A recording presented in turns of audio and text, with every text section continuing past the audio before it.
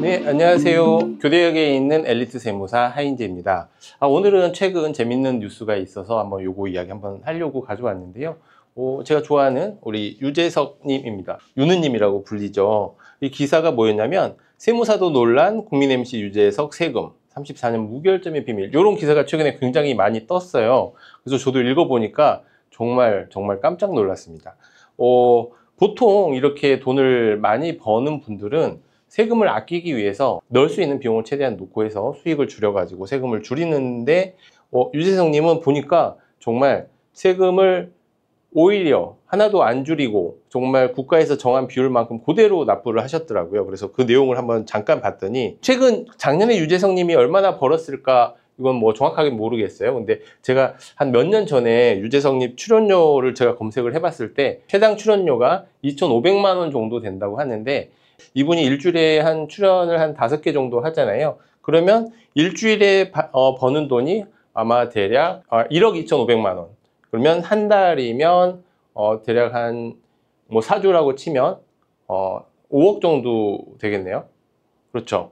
5개 하고 하면 5억. 그러면 1년이면 12달 60억 정도. 출연료만 한 60억 정도 될 거니까, 이외에도 이분이 이제 또 뭐 CF도 찍으시고 또 여러 가지 또 다른 수익도 있으실 거고, 또 여러분들 아시다시피 제방 3방 하는 것도 그것도 또 소정의 또 출연료가 나오니까, 이 뉴스에서는 한 100억 정도를 말씀하셨는데 실제로 한 그 정도 될 것 같아요. 뭐 그보다 좀 더 낮을 수도 있겠지만 정말 한 100억 정도는 벌고 계신다, 이렇게 보입니다. 그럼 100억을 벌었을 때 세금이 얼마나 나오느냐, 이건 사실 100억을 벌었을 때 얼마 나오냐가 아니고 100억을 벌어서 자기 소득을 위해서 쓴 돈을 다 제외하고 나머지 차익을 가지고 세금을 계산을 하는데, 보통 그래서 연예인분들 세무조사 많이 나오는 게 내가 쓴 비용이 그 사업하고 관련이 있냐 없냐, 요거를 검사를 해봤을 때 사업하고 상관없이 쓴 비용까지 다 사업 비용이다 이렇게 넣어서, 비용을 많이 넣어서 본인의 소득 금액을 줄이는, 그렇게 해서 세금을 많이 줄이려고 하시는 분들이었는데,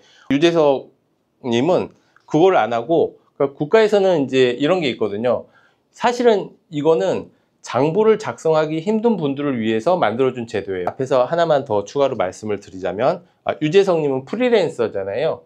프리랜서로 일하더라도 우리가 사업자 등록 없이 사업소득으로 우리가 소득세를 계산할 때는 사업소득으로 계산을 합니다. 그래서 이런 프리랜서 분들은 사업소득에 대한 코드가 다 별도로 있고, 그 코드별로 방금 말씀드린 것처럼 국가가 정해준 그 기준 경비율이라는 게 있어요. 경비율이 어떤 얘기냐면, 예를 들어서 우리가 100만 원을 번다고 치면 이 중에 내가 이 100만 원을 벌기 위해서 최소한 이 정도 비용은 썼을 거다라는 걸 국가가 인정해 주는 거예요.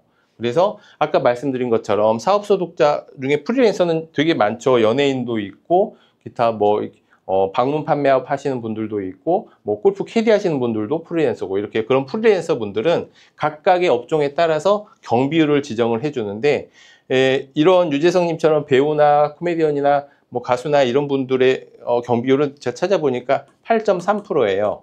그러니까 내가 버는 돈의 8.3% 정도는 내가 그걸 벌기 위해서 썼을 거다라고 추정을 해주는 거죠.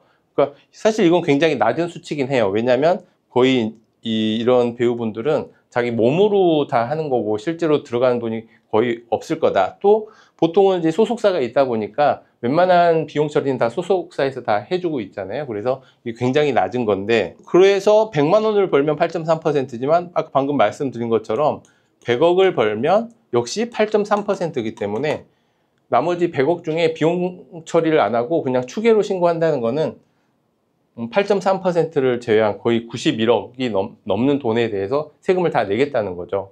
그래서 91억에 대해서 우리가 세금 계산을 해보면 기사에도 나와 있듯이 국세만 41억 정도가 나옵니다. 근데 여기는 이제 41억이라고 했는데, 요거를 설명해 준 세무사님이 아마 지방세는 빼고 말씀하신 것 같아요. 그러니까 국세 41억에 지방세는 또 10%가 더 붙으니까 한 4억 정도가 더 붙으니까 실제로는 거의 한 45억을 세금을 내고 계신 거죠. 100억을 벌면 45억을 세금을 내고 계시고, 또 이 정도 벌면 건강보험료 같은 것도 굉장히 많이 나오거든요. 직장보험료는 한도가 상한선이 900만 원, 한 달 900만 원이지만 이런 지역 가입자는 한 450만 원 정도 돼요. 그러면 1년이면 못해도 이것도 한 5천만 원 이상의 보험료를 내고 있는데, 이 보험료도 사실 우리가 비용 처리가 가능하지만 이렇게 추계로 하면 비용 처리를 안 하고 지나가는 겁니다. 그런데 그런 것도 다 빼고 이렇게 45억씩 세금을 내고 있다고 하니까 이거는 굉장히 선한 영향력을 끼쳤다고 할 수도 있고, 아니면 되게 현명한 선택이라고 할 수도 있죠. 어떤 분은 그걸 보험료라고 말씀하시더라고요.